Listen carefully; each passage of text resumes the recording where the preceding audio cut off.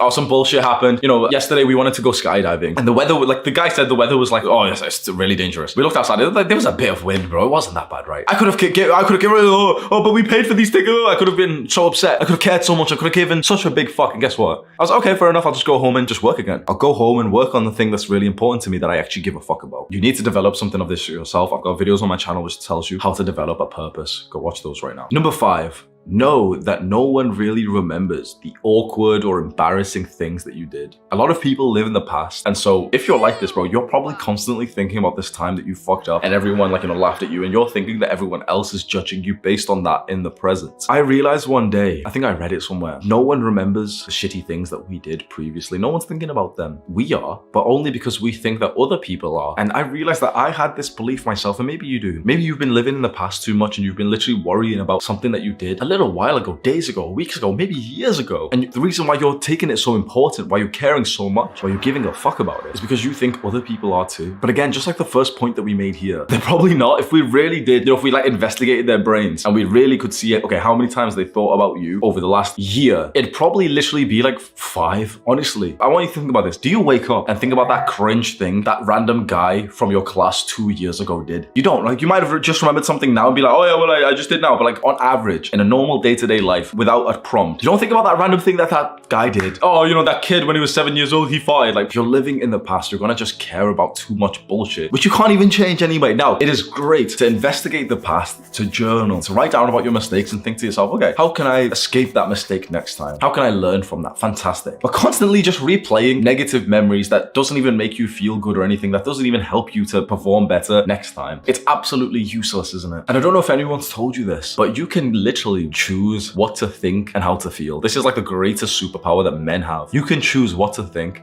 and how to feel. So why don't you just feel great? You can literally turn on the feeling of happiness like this. You just need to choose to. Right now, you may be filled with limiting beliefs and say, no, I can't. You can choose right here, right now to stop thinking about the past. Simple as that. You literally just have to make a conscious choice. But first, you have to start with the belief that, yep, I can control my emotions. Too many guys think that their emotions, their feelings are dictated by something else. And so they go and pop fucking pills and medication and shit, instead of just realizing like you can literally just control your mind. As a man, that's your greatest like God-given gift. Just control your mind. I know it's condescending, but it's that simple. If you've been getting negative thoughts for a while, just decide not to think negatively. If you've been feeling shit, decide not to feel shit. You can control everything about like your mind and your brain, so why wouldn't you? The reason why, quite frankly, is because so many guys actually enjoy living and wallowing in pity. So many guys just are happy there because that means that that's their excuse. This is why I respect Tate. Even though I speak so much about the issues of mental health, I respect Tate when he said that depression isn't real. Because the thing is, it does not even serve you to think that it is. The amount of guys limiting beliefs that I've had to destroy to tell them that all this shit that you've been fucking taking from your doctor, you don't even have to. All you need is 2 weeks of meditating and actually going outside into the sunlight, picking a leaf from a tree, climbing a tree. People don't realize that the cure to mental health and feeling shit is just climbing a tree like you used to as a kid. You've not done that in years, and then you expect why you're so depressed and why you're so anxious when all you do is just go onto fucking Twitter and get into arguments with people about religion and politics. You care so much because you're living like a subhuman. You care so much because you're so paranoid and anxious and neurotic about the past and also the future, when in the present, nothing is happening other than you're just watching a guy on YouTube. In the present, I'm sat here in an empty room just recording this video for my boys. In the present, there's nothing wrong happening almost ever. Maybe once every couple of weeks, there's something bad that happens. Maybe every couple of days, one of your parents are just being mean to you. Okay, fine. But that negative thing that we obsess over, that was in the past or the future, that negative thing happens for just a blip of time. For a couple of minutes, your parents get angry at you. For a couple of minutes, this guy's been a dickhead for you. And yet we allow our own brains to think about that thing and make us feel like shit for days after. You're holding resentment for something that your parents did a year ago.